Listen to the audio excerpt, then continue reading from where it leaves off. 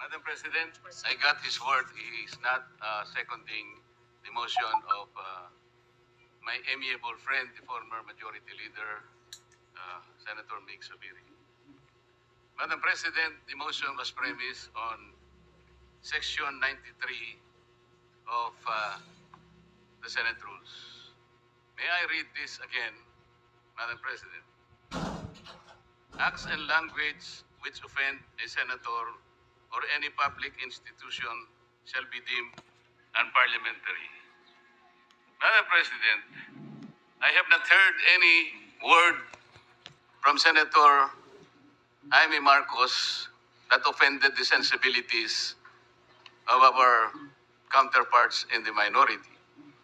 I think what is being objected to, Madam President, which is not covered by the rules, are the videos that were presented during or before her speech. Pwede ko bang malaman, Madam President, kung yung pinay-strike out, kasama po yung video na nakita natin na kung saan ay nagsasalita ang ating kasama, Senator Risa Ontiveros. Kasi po sinabi niya, while VP Sara is in power, the threat of a full-blown Duterte comeback is still a very real and present danger. Sa akin po, walang problema yun. Opinion niya yun eh. And we have to respect that opinion. Yan po ba'y pinaalis natin? Gusto ko lang pong malaman, isa-isahin natin. Pangalawa po, nakita ko rin po yung sarili ko. Kasi po, ako'y naanyayahan sa isang television program, tinanong lang po ako, totoo po bang merong connection yung coup? Kasi po ang tawag coup eh, hindi naman po yung karaniwang nangyayari po sa buhay ng Senado yun eh. Palitan talaga yan. Maraming beses na po yan. Ang sabi ko po, kasi kinukonekta daw nila sa impeachment. Sabi ko, hindi po siguro. Sabi ko, dahil sa ngayon 12 kami. Hindi naman kinakailangan naming mag-coup para lamang i-prostrate natin yung impeachment. Palagay ko po, hindi. Yung po bang opinion ko na yun, tatanggalin? Gusto ko lang po malaman. Kasi po, meron pa po nga sinabi, Jaime, sinungaling. Meron din po nagsabing gano'n eh. Ang ibig ko po sabihin, Madam President, ngayon po nakita natin the vibrancy of democracy in this chamber. Isa-isa po silang nagsalita lahat. Nabigyan ng pagkakataong ipaliwanag ang kanilang panig. Hindi po ba maganda ngayon na nakita ng taong bayan, nagamit nga lang po yung kanyang presentation. Pero naging daan para mapakinggan ng buong mamamayan. At sila na po ang final arbiter, Madam President. Ako nga po eh. Ako nga po. Kailan lang nag-privilege speech ang isa sa atin dito. Habang nagsasalita siya, pinadaan niya ang isang slide na merong isang papel, na merong takip, at pagkatapos merong nakasulat, care of Congressman Marcoleta, 500. Isang kapirasong papel na tinakpan. Nung hindi pinatos ng media, kinabukasan, nagpa-interview siya, hindi minsan, 2 beses, para lamang ipangalandakan ang importansya ng papel na may takip at merong nakasulat, care of Kong Marcoleta, 500. Nagsalita po siya sa media 2 beses at paiimbestiga raw ako sa ombudsman. Dahil po ba sa media nangyari yon at hindi dito? May diferensya po ba? Wala. Walang diferensya yun. Pareho lang yun. Napakasensitibo natin sa ibang banda. Pero hindi natin nakikita ang ginagawa natin. On the other hand, bakit po hindi nasasagot hanggang ngayon yung tanong ni Senator Risa? Bakit po tayo nagkaganito ngayon, Madam President? Kasi po, napigilan lang akong magtanong. Ngayon ko na po tatanong. Alam po ba ninyo kung bakit tayo nagkaganito, Madam President? Kasi po matagal ko nang sinasabi, 9 buwan na po ang nakararaan, ngunit ayaw nating ituloy ang pag-iimbestiga sa flood control scandal. Isang pinakamalaking nakawan sa ating bansa. Parang ninakawan ng isang pamilya sa tanghaling tapat at ang mga magnanakaw ay hindi nakamaskara. Nakakurbata lahat. Nakabarong Tagalog. Paano hindi masisira ang kumpiyansa ng mamamayan kapag tinalikuran natin ang ganong pananagutan? Ano pong sinabi pa sa akin? Imbes na sagutin nila yung privilege speech ko noon, na sa pamimilit ko na, ito pong tungkulin natin eh. Naging PNP chief kayo. Ako po'y humanga sa inyo noon. Hindi ko na ikukwento yung lahat ng ito. Bakit ngayon? Bakit hindi natin gawin lahat yun? Alang-alang sa interes ng bayan. Kaya po tayo sumadsad ngayon dahil yung pananagutan na yun, pinipilit po nating pigilin. Ang dami po nating pinagtatakpan. Tumayo siya, imbes na sagutin niya ang aking sinasabi. Ano po sinabi niya? Kung ano-ano po sinabi, nagpalabas din po siya ng napakaraming video na kinakampihan ko si Diskaya, nag-bla-bla-bla, na ang asawa ko raw ay independent na ganito. Lahat po. Pati yung tayo ko sa Congress noon, na sinasansala ko yung mga kasama ko because ngayon ko lang nakita ang Vice President, nagpipresent siya ng budget for 2025. Inaaglahi siya sa budget 2022 and 2023. Yung mga ganun po. Bakit po ngayon biglang nagbago ang kulay natin? Bakit po ganyan tayo ngayon? Bakit po napakababa? Siguro po, kung may pagkakataon tayo, maring bukas o kang makalawa, makikita po ninyo yung complete video yung nangyari nung Lunes, May 11, 2026. Kung paano, alas 7 pa lang ng umaga, nandito na yung tropa ng NBI na nakipag-coordinate sa opisina ng OSAA.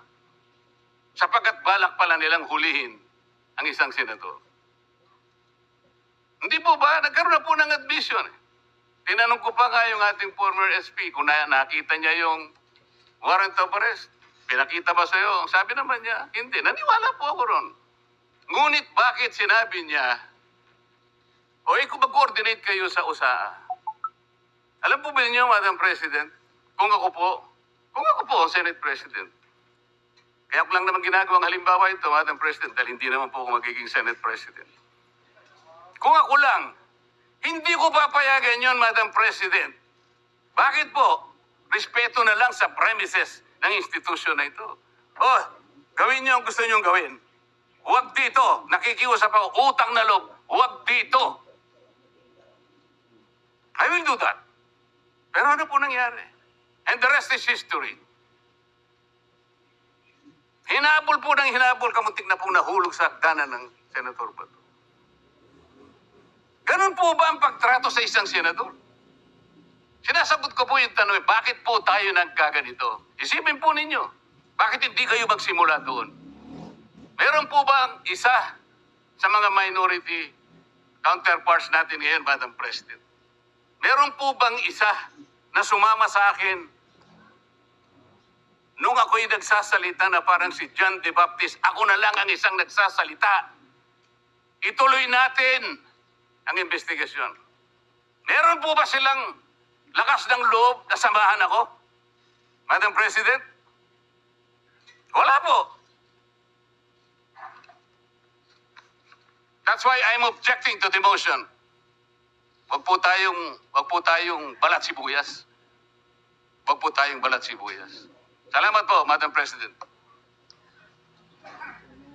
Yes, thank you very much. That is noted. Senator Rodante Marcoleta, we recognize the Senate President. Good afternoon, Madam Chair, Madam Senate President, dear colleagues. Let me start with a biblical principle. Kung anong ating itatanim, yan ang ating aanihin. Baliktarin po natin. Ito po ang ating inaani ngayon. So, balikan natin ano ba ang ating tinanim. So, allow me to put on record 3 topics. First, ano ba ang karapatan at responsibilidad ng bawat senador? Number 2, when we talk about the dignity ng Senate at yung kasagsagan, kailan ba nag-umpisa yon? And pangatlo, na tingin kong pinaka-importante, ano ba priorities natin and how do we move forward?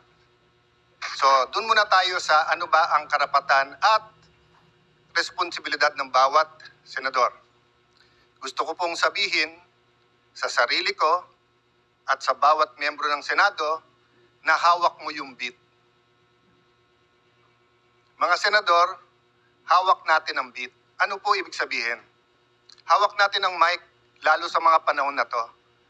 Kahit sino po sa atin ang magsalita ay news sa panahon na ito.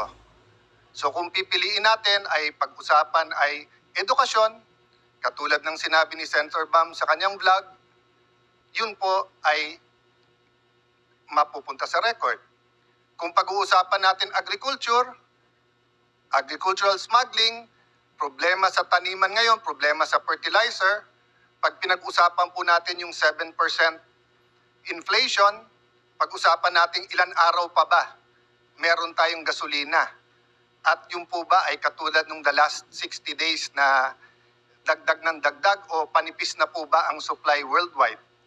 Pag pinag-usapan natin fiscal space po natin at dolyar sa peso, hawak po natin ang bit eh. Tayo po ang pwedeng magdikta kung anong pag-uusapan. Pero tignan po natin yung interview since May 11. Dalawa lang naman eh. Paano palitan muli si Alan Cayetano? At pangalawa, bakit bumaksak ang dignidad ng ating Senado? Okay. I'm talking in general Pa isa-isa po, may nagsasalita tungkol sa inflation. Kanina lang po, si Senator Raffy Tulfo ay sinabi nga niya na dapat yung mga importante sa ating bayan. Pero ito pong Thursday, Friday, Saturday, Sunday, ang pinag-uusapan po yung 13-11. Pinag-uusapan fireworks. Pinag-uusapan papalitan. I'm at your service and I am at your disposal. Show me 13 hands or 13 signatures. I will even administer your oath if you want to. Ano po ang nasabi po last week? Bumaksak daw po ang Senado. And alam niyo po, kasundo ko si Senator Win. I wasn't joking. I was making him smile, but I would vote for him. Pero sabi niya kanina, ibalik ang dignidad ng Senado. Okay, I'll take it with good faith. Ang problema, Senator Win, yan ang narrative ng minority na simula nung Mayo 11, bumaksak. Sinabi ni Senator Ping, may I allow, and correct me Senator Ping kung mali, sabi niyo yung biruan ngayon, mas mabango pa yung House kaso sa Senate at usually kasi mas mataas ang Senate. I will take exception to that. Why? Because the Pulse Asia, if I'm not mistaken, in December 2019, when I was Speaker and Senator Soto was Senate President, the Senate was 66% and the House was 66%. When I was Speaker, pareho lang po ang trust rating, ang performance rating ng House at saka ng Senado. Bumaksak po ang Senado nung nagsimula po yung flood control. Dahil po, ilan ang binanggit sa minority. Pero ilang beses po sinasabi ng minority, bakit ganon? Kapag ka minority, may insertion daw. Pagka majority, amendment. Una, napakaraming ghost, tapos konti na lang. Tapos si Senator Jinggoy, ganito daw in-insert, tapos nung sinupina ng ombudsman, ang LBRO, yung pong may hawak ng dokumento, wala naman pala. I won't go into that because I do respect the hard work that every single senator, may it be Senator Marcoleta, may it be Senator Erwin Tulfo, or our chairman, Senator Lacson. I respect the work. I disagree on many things, but I do not criticize. Did I say bumaksak dahil sayo? Wala po. Kasi hawak natin ang bit eh. Sasabihin nyo po, yes, but 24 tayo, yes. Pero kung 11 sa atin ang sinasabi, ang problema ay si Cayetano, palitan yan, at 13 naman tayo na nagsasabing con as yan, at impeachment yan, etc. yan, E di 24 na tayo na yun ang pinapakinggan ng tao. Hindi inflation, hindi yung ekonomiya, hindi yung teenage pregnancy, hindi yung tumataas na bilang ng mga may AIDS, hindi yung problema sa PhilHealth, hindi po nakawalan ng flu vaccine ng ating DOH. Napakarami pong issue. Mr. President, bakit po ba na yung linggo ng May 11